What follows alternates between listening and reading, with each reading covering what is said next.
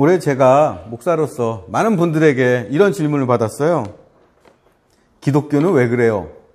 라는 질문이었습니다. 하지만 기독교는 왜 그래요? 라고 묻는 분들에게 제가 좋은 대답을 해드리지는 못했습니다. 왜 대답하지 못했을까요?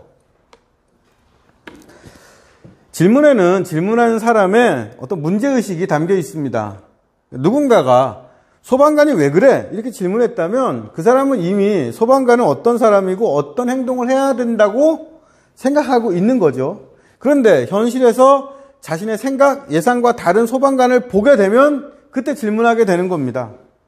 소방관은 어떤 위험에도 불구하고 불을 끄고 안전을 지켜주는 사람인데 이 소방관이 불을 무서워한다거나 화재를 방치하는 걸 보면 소방관이 왜 그래? 이렇게 질문을 하게 되는 거죠. 기독교가 왜 그래? 라고 질문하는 분들도 마찬가지입니다. 질문하는 그분들이 의식하거나 아니면 의식하지 못하거나 그분들 나름대로 기독교는 어떤 것이고 어떤 모습을 보여주어야 한다는 자기의 생각을 가지고 있어요. 그 생각과 어긋나는 현실을 만나니까 의문과 불만을 품고 기독교는 왜 그래? 라고 질문하는 거죠. 그래서 이 질문에 답을 하려면 먼저 그럼 당신이 생각하는 기독교는 뭡니까? 어떤 모습을 보여야 한다고 생각합니까? 이렇게 다시 반문해야 하는데 많은 경우에 이렇게 반문하면 기독교가 기독교지. 그걸 왜 나한테 물어봐? 이렇게 대답을 하죠. 기독교는 왜 그래? 기독교인들 왜 그런 거야? 이런 질문에 답을 하려면 기독교는 무엇인가? 기독교인은 어떤 사람인가? 이런 더 근본적인 질문을 함께 고민해야 하는데 이걸 이렇게 나눌 만큼 의욕을 가진 분들은 그렇게 많지 않은 것 같습니다. 그리고 이거는 믿지 않는 분, 교회 밖에 있는 분들만의 문제는 아니죠. 기독교는 무엇인가? 기독교인들은 무엇을 해야 하는가? 여기에 대한 답이 교인들마다 다 다릅니다. 목사와 신학자들 사이에서도 교단이나 신학 노선에 따라서 다 얘기가 달라요. 설령 답을 갖고 있다고 하더라도 그 답에 맞는 모습을 현실에서 보여주지 못하고 있는 형편입니다. 오늘 설교 시간에는 기독교는 무엇인가? 라는 질문에 답을 찾아보려고 합니다. 그런데 이 답을 신학이나 교단이라는 틀을 벗어나서 기독교란 이름이 생기기도 전에 가장 원초적인 상태에서 찾아보려고 해요. 비유하자면 기독교라는 큰 강을 잘 정비된 하류가 아니라 처음 시작하는 상류에서 댐이나 다리가 이렇게 놓여지기 전에 원래 있던 처음 있는 그 상태에서 찾아보려고 하는 겁니다. 우리가 방금 전에 읽은 사도행전 8장은 기독교라는 강이 처음 시작하던 그때를 기록하고 있죠. 오늘 본문은 초대교회 7 집사 중에 하나였던 빌립 집사가 전도를 했던 사건입니다.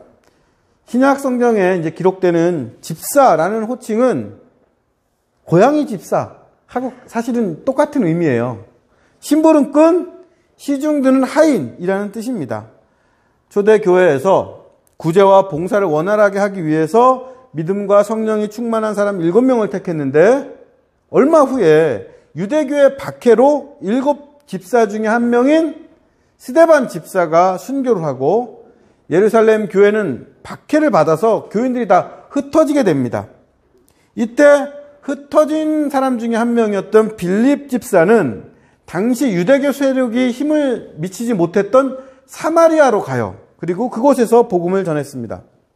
그런데 그러던 중 빌립 집사는 남쪽 광야로 가라는 성령님의 강력한 음성을 듣습니다. 그리고 광야길로 가죠. 그리고 거기서 뜻밖의 사람을 만납니다. 오늘 함께 읽었던 사도행전 8장 27절 28절입니다.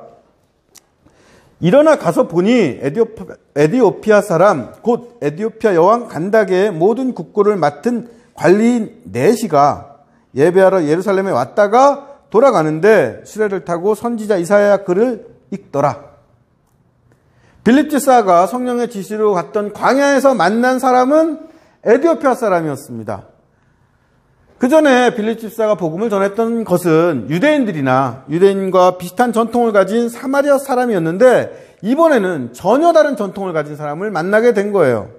그런데 이 빌립 집사가 만난 이 에티오피아 사람은 또 보통 사람하고는 전혀 다른 특징을 가지고 있습니다.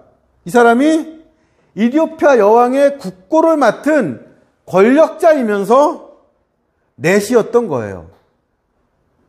당시 지금의 에티오피아 지역 이집트 남쪽에 누비아라는 왕국이 있었습니다. 이 나라는 이집트와 겨루어서 나일강 하류와 지중해를 지배했던 그 당시에 굉장히 강력한 나라였어요. 이 왕국을 여왕이 다스렸는데 아무래도 여왕을 보좌하기 위해서 일반적인 남자보다는 더 안전한 남성, 내시가 필요했던 것 같습니다. 이 구절에서 내시라고 번역된 유누코스라는 단어는 이 부분 말고 마태복음 19장에 나와요. 어떤 구절일까요? 나면서 고자, 천국을 위하여 스스로 고자된 사람, 이렇게 고자라고 번역되어서 나옵니다. 성기가 거세된 남성을 뜻하는 말이죠. 그러니까 빌립이 만난 이디오피아 사람은 번성했던 국가의 국고를 책임지는, 지금으로 얘기하면 굉장히 유력한 나라의 재무부 장관 정도 되는 권력자입니다. 그런데 이 사람이 내시죠. 이 내시가 어떤 경로를 통해서 유대교 신앙을 받아들였습니다. 그리고 멀리 예루살렘까지 와서 예배를 드리고 성경을 직접 구해서 읽을 정도로 열심을 가지고 있어요.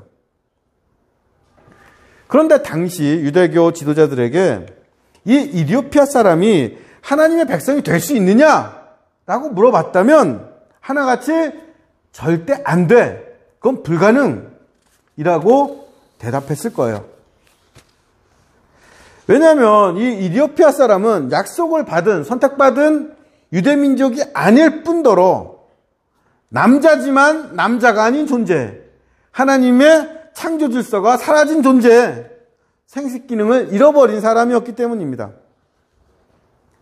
유대교는 전통적으로 아이를 낳는 것은 복, 아이를 낳지 못하는 건 저주라고 생각했고, 신명기 23장 1절에는 고환이 터졌거나 성기가 잘린 남자는 여호와의 총회에 들어오지 못한다, 이런 명확한 구절이 있어요. 그래서 이 구절을 근거로 넷이 고자인 남자는 절대로 하나님의 백성으로 인정하지 않았습니다. 그러니까 이방인 넷이는 하나님 백성이 아닐 뿐더러 저주받은 사람에 들어가는 그런 사람이었어요. 그런데 이런 일반적인 유대교 전통과는 달리 성경에 또 이방인과 이 넷이, 이 고자인 남성을 위해서도 희망을 주는 구절이 있어요. 대표적인 게 이사야서 53장 3절에서 7절입니다. 제가 읽어드리죠. 여호와께 연합한 이방인은 말하기를 여호와께서 나를 그의 백성 중에서 반드시 갈라내리라 하지 말며, 고자도 말하기를 나는 마른 나무라 하지 말라. 여호와께서 이와 같이 말씀하시기를 나의 안식일을 지키며 내가 기뻐하는 일을 선택하며 나의 언약을 굳게 잡는 고자들에게는 내가 내 집에서 내 성 안에서 아들이나 딸보다 나은 기념물과 이름을 그들에게 주며 영원한 이름을 주어 끊어지지 아니하게 할 것이며, 또 여호와와 연합하여 그를 섬기며 여호와의 이름을 사랑하며 그의 종이 되며 안식일을 지켜 더럽히지 아니하며 나의 언약을 굳게 지키는 이방인마다 내가 곧 그들을 나의 성산으로 인도하여 기도하는 내 집에서 그들을 기쁘게 할 것이며 그들의 번제와 희생을 나의 제단에서 기꺼이 받게 되리니 이는 내 집은 만민이 기도하는 집이라 일컬음이 될 것임이라. 하나님께서 고자와 이방인을 언약을 지키게 하시고 그들을 인도해서 하나님께 예배드리게 하고 그들의 제사를, 예배를 기쁘게 받으시겠다는 말씀이에요. 그런데 성경에 이렇게 고자와 이방인에게 희망을 주는 말씀이 있었지만 당시 유대교는 이러한 구절을 적극적으로 해석하지 않았고 고자와 이방인들을 자신들과 동등한 존재로 받아들이지 않았습니다. 성경 해석이 우리가 생각하는 것 같이 그렇게 간단하지 않습니다. 신명기 23장 1절에는 절대로 고자는 여호와의 총회에 들어오지 못한다 라고 되어 있는데, 이사야서 56장에는 이 고자들도 하나님의 백성이 될 수 있다라고 말하는 거예요.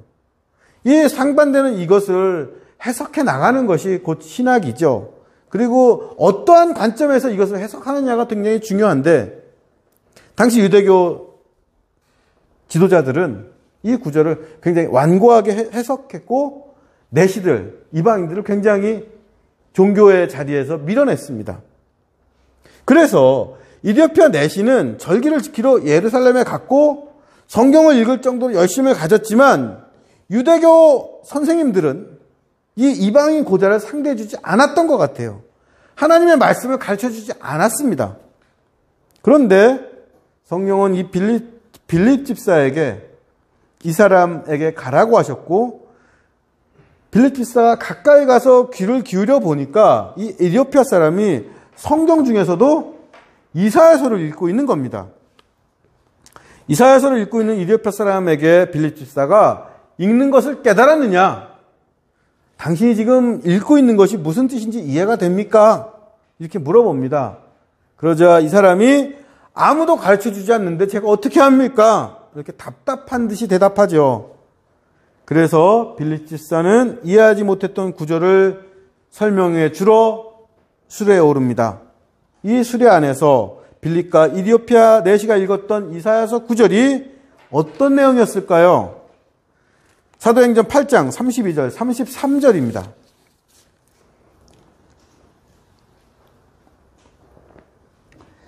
읽는 구절은 이것이니, 일렀을 때 그가 도살자에게로 가는 양과 같이 끌려갔고 털 깎는 자 앞에 있는 어린 양이 조용함과 같이 그의 입을 열지 아니하였도다.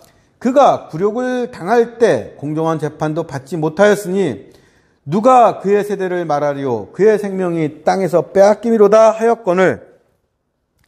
이디오피아 내시와 빌립 사도가 함께 읽은 건 이사야서 53장 7절 8절입니다. 이건 흔히 네 번째 종의 노래라고 하는 부분이에요. 네 번째 종의 노래입니다. 8월 마지막 주일부터 저희가 이사야서에서 나오는 종의 노래를 설교하고 있죠. 첫 번째 종의 노래인 이사야서 42장에서는 상한 갈대를 꺾지 않고 꺼져가는 등불을 끄지 않는 여호와의 종을 통해서 나타나는 하나님의 정의 미슈타파트에 대해서 설교했습니다. 두 번째 종의 노래인 이사야서 49장에서는 헛되이 수고하고 힘을 쓸데없이 쓰는 것 같이 보였지만 그 비참함 속에서 드러나는 하나님의 구원을 설교를 했죠. 그리고 세 번째 종의 노래인 이사야서 50장에서는 배우는 사람의 혀와 귀를 가지고 공고한 사람을 돕고 그러다가 함께 고난을 당하는 여호와의 종을 소개했었습니다. 그리고 네 번째 종의 노래가 이사야서 53장인데 가장 유명하고 널리 알려진 종의 노래가 바로 네 번째 종의 노래예요. 이 네 번째 종의 노래를 제가 이제 다음 주부터 몇 주간에 걸쳐서 설교할 건데, 이 부분을 설교하기 전에 이 네 번째 종의 노래가 얼마나 중요한지 미리 말씀드리고, 또 여기에 기독교가 무엇인가에 대한 답이 있다는 것을 말씀드리기 위해서 이 말씀을 인용한 사도행전 본문을 지금 설교하고 있는 겁니다. 이디오피아 내시는 열심히 갖고 예루살렘까지 왔지만 그에게 하나님의 말씀을 가르쳐주는 유대교 지도자들이 없었습니다. 하나님의 백성도 될 수 없는 그 이방인 고자에게 관심을 갖는 사람이 없었던 거죠. 이러한 이디오피아 사람에게 성령은 빌립 집사를 보내서 그가 읽고 있는 이사야서의 9절이 바로 이방인이고 넷이라고 차별받던 그 사람을 위한 복음, 하나님의 백성이 될 수 없었던 사람에게 주시는 기쁜 소식이라는 것을 알려주셨습니다. 사도행전 8장 32절 33절과 그 원래 본문인 이사야서 53장 7절 8절에는 도살장으로 죽으러 끌려가는, 말없이 털을 깎이는 어린 양 같은 어떤 사람이 등장합니다. 그는 굴욕을 당하고 공정한 재판도 받지 못한 채 자기 생명까지 빼앗기는 신세죠. 이 구절을 읽으면서 이디오피아 내시가 너무 궁금한 거예요. 도대체 이 사람은 왜 이런 고난을 당하는 걸까? 왜 양같이 순한 사람이 목숨까지 뺏기는 걸까? 이 사람이 대체 누굴까? 이디오피아 내시는 이사야서를 읽으면서 여기에 나오는 이 수수께끼 같은 사람이 대체 누구인지 궁금했습니다. 사도행전 8장 34절, 35절이죠. 그 내시가 빌립에게 말하되 청컨대 내가 묻노니 선지자가 이 말한 것이 누구를 가리킴이냐? 자기를 가리킴이냐? 타인을 가리킴이냐? 빌립이 입을 열어 이 글에서 시작하여 예수를 가르쳐 복음을 전하니. 이디오피아 내시는 이사야서 53장에 나오는 그 사람, 도살장에 끌려가는 양처럼 고난받고 털 깎이는 양처럼 뻘거벗겨져서 굴욕을 당하고 불의한 재판을 받고 죽은 그 사람이 과연 누군지 질문합니다. 그리고 이 질문에 빌립 집사는 바로 그가 예수다 증언하고, 여기에서 이 예수에서 시작하는 기쁜 소식, 복음을 전하죠. 여기서 우리는 이사야서 53장 네 번째 종의 노래가 얼마나 중요한 의미를 갖고 있는지를 확인할 수가 있습니다.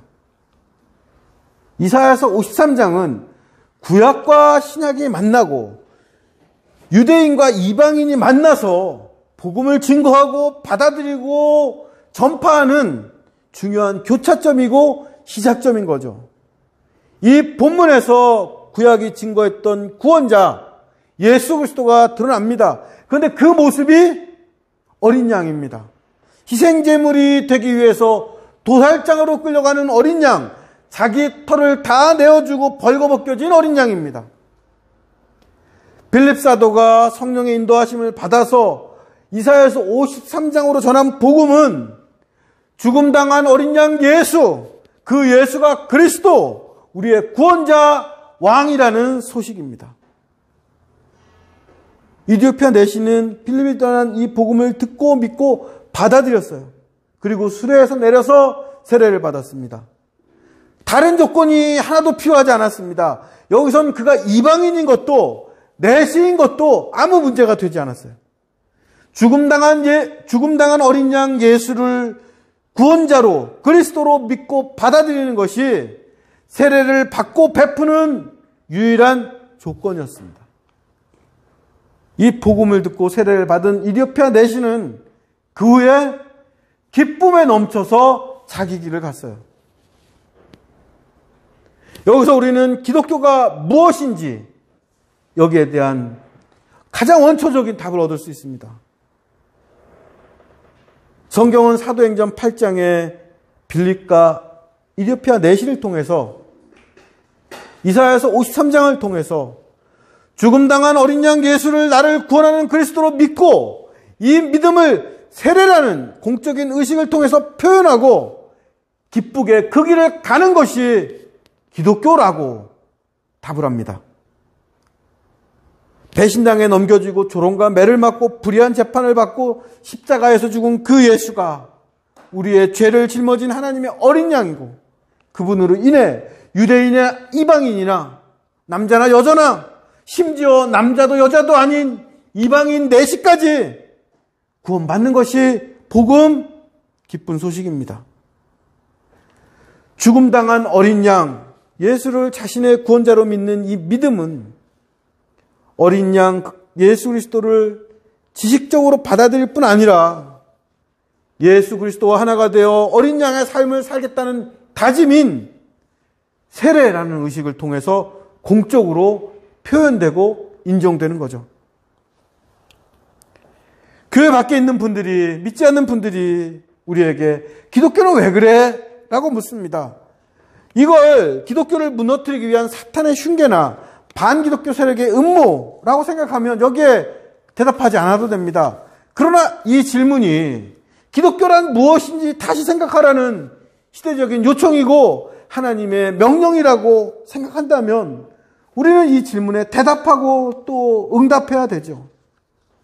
기독교는 왜 그래? 왜 그렇게 이기적이야? 욕심이 많은 거야. 기독교는 왜 그래? 왜 다른 사람 생각 안 하는 거야? 왜 그렇게 차별하는 거야?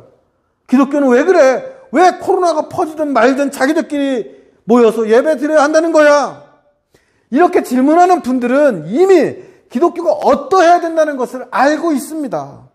이분들은 이렇게 묻고 있는 거예요. 기독교는 어린 양 예수를 구원자로 믿는 종교잖아. 세상을 위해 희생한 어린 양을 믿는 종교가 너희가 믿는 기독교잖아.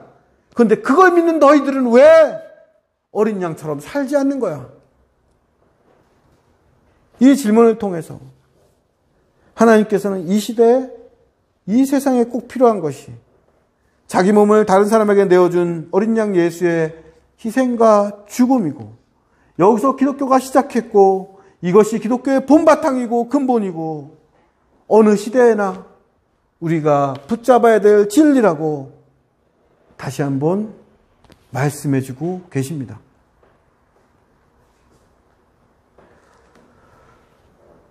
주디스 자비스 톰슨이라는 굉장히 유명한 저명한 여성 철학자가 있어요.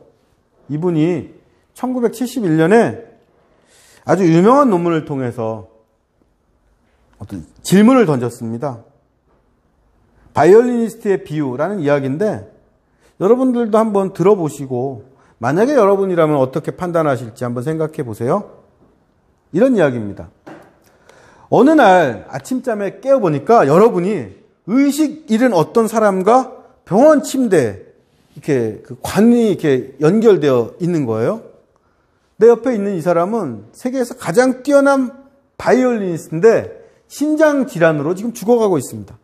그래서 이 바이올리니스트를 사랑하는 사람들이 그와 꼭 맞는 혈액형과 체질을 가진 당신을 납치해서 하나의 관으로 두 사람의 신장을 연결시킨 겁니다. 당황스러워하고 있는 당신에게 의사가 나타나서 이렇게 얘기해요. 당신이 이 관을 뽑으면 바이올리니스트는 죽습니다. 하지만 딱 9개월만 이러고 있으면 그의 병이 다 나을 테니까 그때까지 참으십시오. 여러분이라면 이런 상황에서 어떡하실 거예요? 바이올리니스트를 위해서 9개월을 참고 희생하시겠습니까? 아니면 이런 요구는 부당하다고 거절하고 관을 떼어버리시겠어요? 카톡으로 오늘 이렇게 보내드린 세 번째 있는 그림이 그 그림이에요. 여러분 어떻게 하시겠습니까? 김인수 형제님 어떻게 하실 거예요? 9개월 참으실 거예요? 떼어버리실 거예요?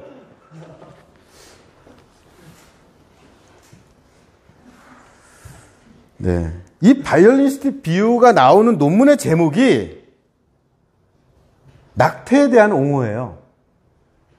그러니까 이 비유는 낙태권을 옹호하기 위해서 만들어진 이야기입니다. 이 비유에서 왜 의사가 9개월 참으라고 했을까요? 임신 기간이 9개월이기 때문입니다. 그러니까 여기 납치된 사람은 누구예요? 산모입니다. 납치된 사람과 연결되어 있는 바이올리니스트는 태아를 빗댄 거죠. 이 비유를 통해서 그 저명한 여성 철학자가 주장하려고 했던 게 뭘까요? 바이올린 연주자의 그 생명권도 중요하지만 그것이 내 신장을 이용할 권리로 이용할 수 없다는 겁니다. 그와 마찬가지로 누구도 내 몸을 다른 사람을 위해 사용하게 할 권리 없다는 거예요. 그래서 나에게는 타인을 위해 내 몸을 희생할 의무가 없고 그것은 임산부도 마찬가지라는 겁니다. 자기 몸을 어떻게 사용할지는 본인 자신만 결정할 수 있고 내 몸은 내 거니까 아무도 나에게 희생을 강요할 수 없다는 거죠. 이걸 자기 결정권이라고 합니다. 작년 3월에 대한민국 헌법재판소가 여성의 낙태를 금지한 법조항을 위헌이라고 판결했죠. 그 근거도 낙태죄가 임산부의 자기결정권을 침해한다는 거였습니다. 자기결정권은요, 우리 인류가 정말 수많은 시행착오와 비극을 경험하면서 얻은 아주 중요한 개념이고 권리입니다. 왕이나 군주, 노예 주인이나 부모가 다른 사람을 마치 자기 소유물처럼 생각하고 그 사람의 몸을 거래하고 착취하고 학대했던 역사가 있어요. 국가와 권력자들이 국민과 힘없는 사람들의 희생을 강요했었습니다. 이러한 역사적인 경험과 인간의 지혜가 모여서 다른 사람을 자기 이익의 수단으로 만들려고 하는 그런 힘에서 개인을 보호하고 각자의 삶을 지켜주기 위해서 만들어낸 개념이 자기결정권입니다. 모든 사람에게는 자기 몸, 자기 삶을 스스로 결정할 권리가 있고 누구도 그 권리를 침해해서는 안 됩니다. 이것을 산모에게도 적용시켜서 산모도 원하지 않으면 임신을 중단할 수 있는 권리가 있다라는 것이 헌법재판소의 결정이었죠. 이건 어려운 문제입니다. 그런데 한 가지 확실한 건 자기 결정권은 우리가 살고 있는 시대에 거부할 수 없는 가치예요. 그런데 이런 자기 결정권 뒤에 깊은 그림자가 있습니다. 희생하지 않는 것이 당연한 권리가 돼서 희생의 가치가 사라진 거예요. 아무도 나를 위해서 희생하지 않고 나도 어떤 사람의 희생을 바라지 않는 권리만 남는 사회가 되어가고 있습니다. 그리고 이제는 어린 양을 따르는 삶, 희생하고 자기를 내어주는 삶을 말하면 시대에 뒤떨어진 거, 그걸 강요하는 것을 폭력적이라고 비판하기도 하죠. 바이올리스트 비유로 한번 다시 돌아가 볼까요?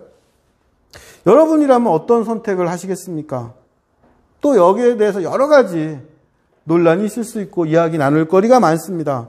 그러나 헌법재판소의 결정에서 알 수 있듯이 이미 우리 사회는 타인을 위해서 내 권리를 포기하고 희생할 의무가 없다, 필요가 없다라는 결론을 내렸어요. 맞습니다. 누구도 희생을 강요할 수 없습니다. 그런데 이 죽어가는 바이올리니스트를 위해서 자기 몸을 9개월간 내줘야 하는 그 사람도 언젠가 자신에게 9개월간 관이 연결돼 영양과 피를 공급해준 누군가의 희생으로 살아난 적이 있다고 하면, 누군가 9개월간 자기 권리를 포기한 그 사람 때문에 자신도 생명을 얻었다고 한다면 그때는 판단이 달라지겠죠. 제가 지금 낙태의 옳고 그름에 대해서 이야기하는 게 아닙니다. 희생에 대해서 말씀드리고 싶어요. 이 시대는 희생은 어리석은 거 아무도 강요할 수 없는 게 됐어요. 누구나 어린 양 같은 삶이 아니라 사자처럼 살기 바랍니다. 어린 양이 되는 건 자기를 다른 사람의 먹이로 내던지는 어리석은 일이라고 생각합니다. 누군가를 위해서 나를 희생하는 삶, 타인을 위해 나를 내어주는 인생은 더욱더 불가능하고 어려워 보이죠. 그런데 이러한 삶을 자발적으로 선택해서 살아갈 수 있는 건 딱 하나입니다. 내가 누군가의 희생으로 삶을, 생명을 얻었다고 깨달을 때뿐이에요. 그리고 우리가 믿는 기독교는, 우리가 기독교인이 되었다는 건 나를 위해 죽으신 어린 양 예수를 믿고 그 희생으로 내가 새로운 생명을 얻었다고 깨닫고 믿고 다짐하는 겁니다. 뭘 어떻게 말해도 기독교는 고난받고 죽으신 예수 그리스도 어린 양 예수의 희생을 부정할 수가 없고 거기서 떨어져 나갈 수가 없습니다. 자기 권리만 주장하는 시대입니다. 이 시대에 기독교는 왜 그래? 라는 질문을 다시 받기를 바라요. 기독교는 왜 그래? 왜 자기 권리가 아니라 자기 희생을 가르치는 거야? 기독교는 왜 그래? 왜 자기를 내어주는 어리석은 선택을 하는 거야? 기독교는 왜 그래? 왜 아무 대가 없이 자기를 남에게 주는 거야? 기독교는 왜 그래? 기독교가 뭐야? 라는 질문에 우리가 예수 그리스도 어린 양 예수라는 답을 하고, 모든 불가능과 어려움, 이 시대의 여러 주장과 반대에도 불구하고 어린 양의 길, 자기 희생과 내어줌의 길을 기쁘게 걸어갈 수 있길 바랍니다. 다음 주부터는 이사야서 53장 네 번째 종의 노래를 통해서 어린 양에 대해서 더 깊이 말씀 나누도록 하겠습니다. 말씀 응답 찬양하고 함께 기도하는 시간을 갖겠습니다.